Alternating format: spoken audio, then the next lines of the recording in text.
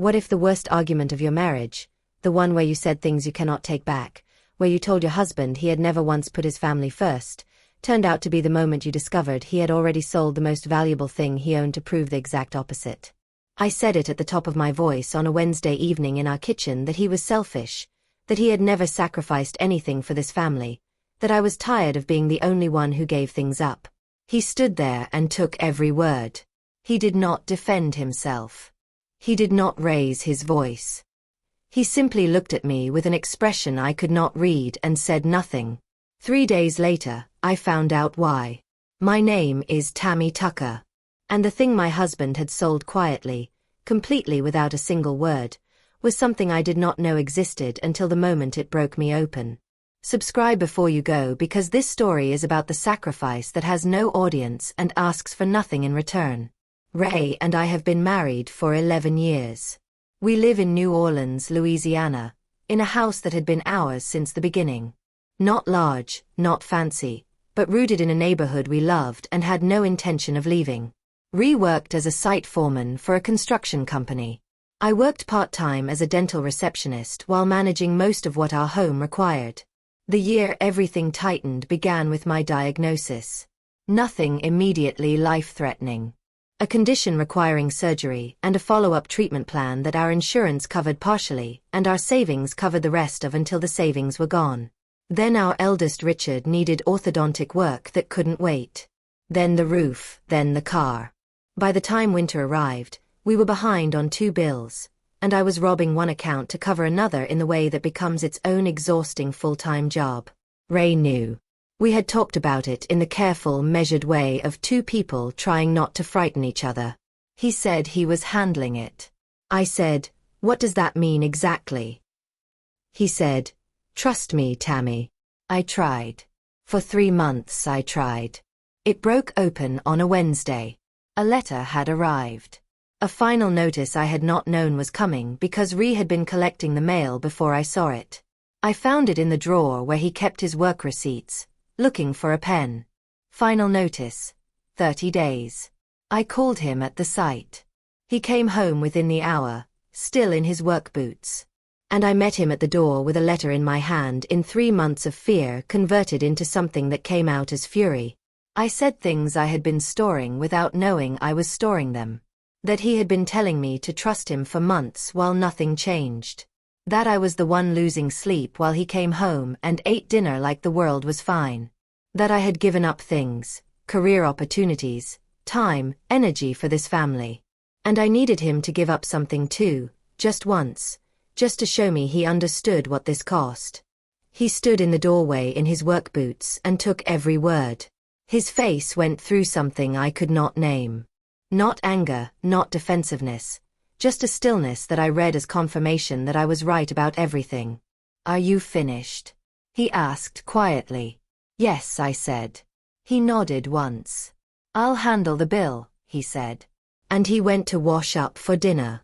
Before I tell you what Ray had already done before that argument even happened, subscribe right now, because what he had been quietly carrying while I accused him of carrying nothing is the reason the story needed to be told. 3 days later, a letter arrived addressed to Ree from a law office I didn't recognize. He was at work. I set it on the counter, and when he came home, I handed it to him without comment. He looked at it for a moment. Then he set it down without opening it and said, "It's just the completion paperwork. Everything's finalized." "Completion of what?" I asked. He was quiet for a moment. Then he sat down and told me about the land. Ray's father had passed 7 years earlier, before Richard was born, before the diagnosis, before any of the years I knew as hard. He had left Ray one thing of value, not money, not a house. 12 acres of land outside of Baton Rouge that had been in the Tucker family for 3 generations.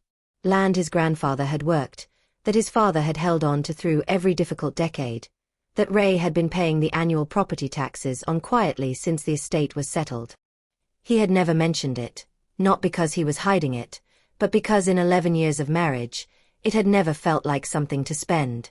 It was his father's land, the last thing his father had left him. He had sold it in October, 3 months before the argument. The sale had finalized the previous week. Every cent had gone directly to our mortgage arrears, the medical bills still outstanding, and a fund he had set aside for Richard's treatment. The final notice in the drawer. He had been managing it. He had known it was coming and had timed the sale to cover it before it became a crisis. He just hadn't told me it was done yet. "Why didn't you tell me?" I asked. My voice came out smaller than I intended. "Because I knew you would tell me not to," he said. "You would have said we'd find another way. We would have argued about it for weeks, and in the end I would have sold it anyway because there was no other way and I didn't want you carrying the guilt of it." I thought about what I had said to him on Wednesday, that he had never sacrificed anything for this family. He had sold the last thing his father left him. He had stood in our doorway and taken every word I said without offering a single piece of his defense. I asked him that night if he was okay, not about the money, about the land, about what it had cost him in a way that had nothing to do with acres or dollars. He thought for a long time before he answered. "My father always said land is just dirt until it does something useful." He said he would have been all right with this. He would have wanted Richard taken care of. He would have wanted you to sleep at night. I could not speak for a long time after that.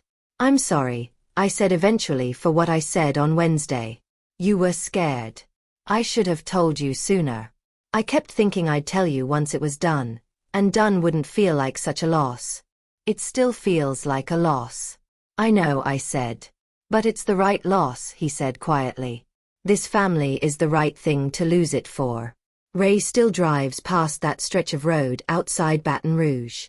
Sometimes when we take the long way back from visiting his mother, he doesn't say anything when we pass it.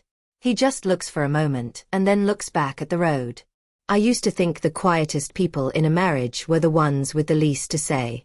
I understand now that sometimes they are the ones carrying the most, and the weight of it has simply used up all the words. Ray had sold 3 generations of his family's land and stood in our doorway while I accused him of never giving anything up. He said nothing because what he had done did not need defending.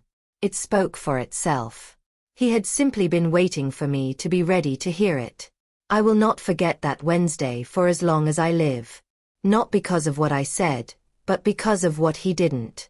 I want to speak to every woman who has stood in her kitchen and told her husband he has never sacrificed before she knew what he had already given away.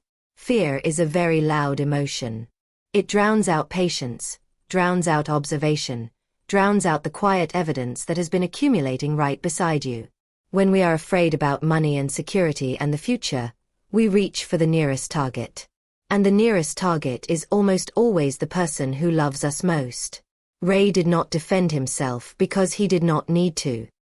He had already done the thing, already paid the price, already absorbed the loss, and he was simply waiting for the moment his wife was calm enough to hear the truth of it. If your husband has been telling you to trust him, and you have been struggling to do it, ask him why before you decide he has nothing to show you. The answer might be smaller than your fear. It might also be 3 generations of family land sold quietly for the people he loves. Richard got his treatment. The roof held through last winter. Ray still collects the mail before I do out of habit. I don't stop him anymore. Some habits are just love in disguise. Share in the comments. Has your husband ever sacrificed something for your family without telling you? And how did you find out? I read every single comment, and your story matters. Subscribe to True Lens.